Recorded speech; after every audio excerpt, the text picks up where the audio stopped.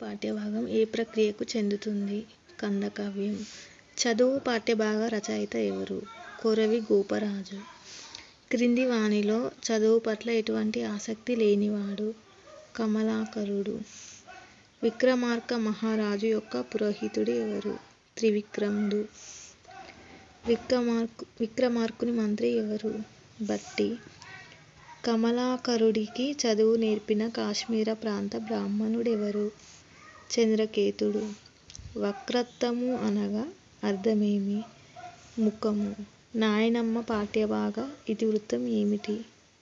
వృద్ధుల పట్ల వైఖరి. నాయనమ్మ పాఠ్యభాగం ఏ ప్రక్రియకు చెందును? కథానిక. నాయనమ్మ పాఠ్యభాగంలో నాయనమ్మ మనవడు ఎవరు? రవి. నాయనమ్మ మంచం ప్రక్కనున్న వస్తువులు తారుమారు చేసినది. శేఖర్. నాయనమ్మ పాఠ్యభాగంలో పశ్చాత్తాపం పడిన పాత్ర ఏది? శేఖర్. శతకసుధ పాఠ్యభాగ ఇతివృత్తం ఏమిటి? నైతిక విలువలు. ఏ పద్యానికదే స్వతంత్ర భావంతో ఉండటాన్ని ఏమంటారు? ముక్తకం. సుమతి శతకంలోని ఛందస్సు ఏది? కందం. జన వ్యవహార నుడికారాలు, పదబంధాలు, లోకోక్తులను పద్యరూపంలో వ్యక్తీకరిస్తూ రాసిన ఏ రచన శేషప్ప కవికి పేరు తెచ్చింది? నరసింహ శతకం. నగ్న సత్యాలు శతకాన్ని రాసినవారు? రావికంటి రామయ్య గుప్తా. వరంగల్ అర్బన్ జిల్లా రంగశాయపేట గ్రామానికి చెందిన కవి? ఆడెపు చంద్రమౌళి. యాదగిరి వాస నృసింహ రామ విభో ప్రభో అనే మకుటంతో శతకం రాసినవాడు? దూపాటి సంపత్కుమారాచార్య. తొలి తెలుగు నీతి శతకం ఏది? సుమతి శతకం. అమ్మ జ్ఞాపకాలు పాఠ్యభాగం రాసినవారు? టి. కృష్ణమూర్తి యాదవ్. టి. కృష్ణమూర్తి యాదవ్ తొలి కవితా సంపుటి ఏది? తొక్కుడు బండ. అమ్మ పెట్టుకున్న ముక్కుపుడకను కవి ఎవరితో పోల్చాడు? నెలవంక. అమ్మ వాకిట్లో వేసిన ముగ్గును కవి ఎవరితో పోల్చాడు? రంగులద్దిన చీర. వంటగిన్నెలు అనే పదాన్ని తెలంగాణలో ఏమంటారు? బోళ్ళు. పల్లె అందాలు పాఠ్యభాగం ఏ ప్రక్రియకు చెందుతుంది? కావ్యం. పల్లె అందాలు పాఠ్యభాగ రచయిత ఎవరు? అచ్చి వెంకటాచార్యులు. క్రింది వానిలో అచ్చి వెంకటాచార్యుల రచన ఏది? పైవన్నీ. అండల్ బుర్రకథ, రాగమాల, మా ఊరు. పల్లె అందాలు పాఠ్యభాగ ఇతివృత్తం ఏమిటి? పల్లె అందాలు పాఠ్యభాగ ఇతివృత్తం ఏది? గ్రామీణ సౌందర్య చిత్రణ. జాయపతులు అనగా ఎవరు? భార్యాభర్తలు. ఈ క్రింది వారిలో 4 సార్లు ఎమ్మెల్యేగా గెలిచి నిరాడంబర జీవితాన్ని గడిపిన ఆదర్శ వ్యక్తి? ఉప్పర్మాల్ మల్లి నాదసూరి స్వగ్రామం మెదక్ జిల్లాలోని కొల్చారం. మల్లినాథుడు ఏ సంస్కృత కవి రచనలకు వ్యాఖ్యానం రాశాడు? కాళిదాసు. ప్రేరణ పాఠ్యభాగం ఏ ప్రక్రియకు చెందుతుంది? 1 మరియు 2. స్వీయ చరిత్ర, ఆత్మకథ. ఆత్మకథలు, స్వీయ చరిత్రలు ఏ పురుష కథనంలో ఉంటాయి? ఉత్తమ. ప్రేరణ పాఠ్యభాగ రచయిత ఎవరు? Abdul Kalam. Wings of fire అనేది ఎవరి ఆత్మకథ? కలాం. విశ్వాసంతో నువ్వు నీ విధిని కూడా తిరిగి రాయగలవు అని కలాంతో అన్నవారు?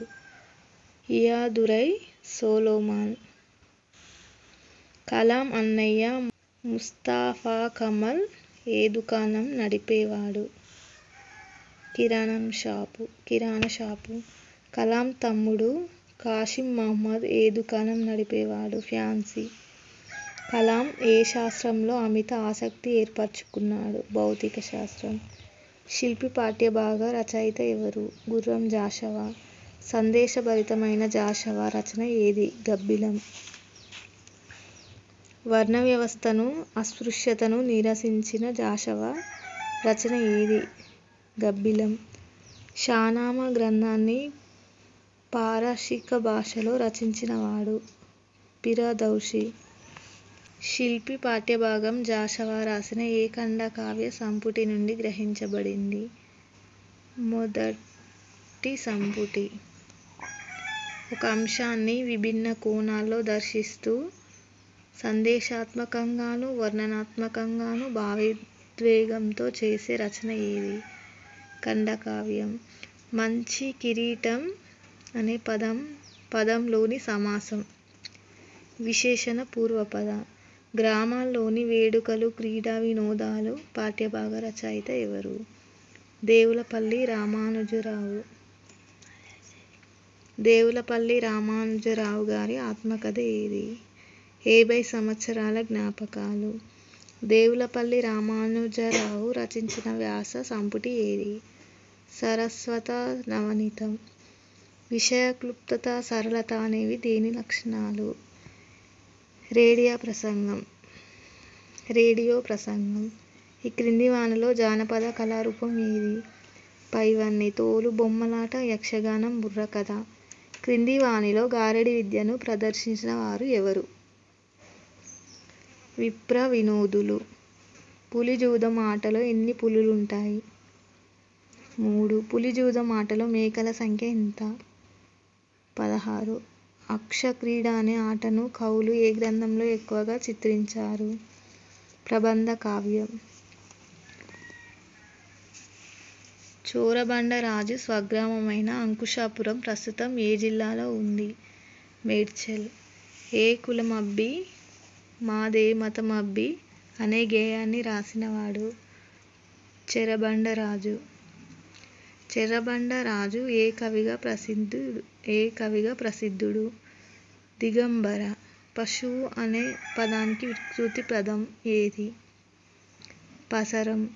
ఏ కులం పాఠ్యభాగం ఏ ప్రక్రియకు చెందును? గేయం. సీత ఇష్టాలు పాఠ్యభాగం ఏ ప్రక్రియకు చెందును? బుర్రకథ. వంతపాట గల కళారూపం ఏది? బుర్రకథ. సీత ఇష్టాలు పాఠ్యభాగంలో ప్రధాన కథకురాలు ఎవరు? కృష్ణవేణి.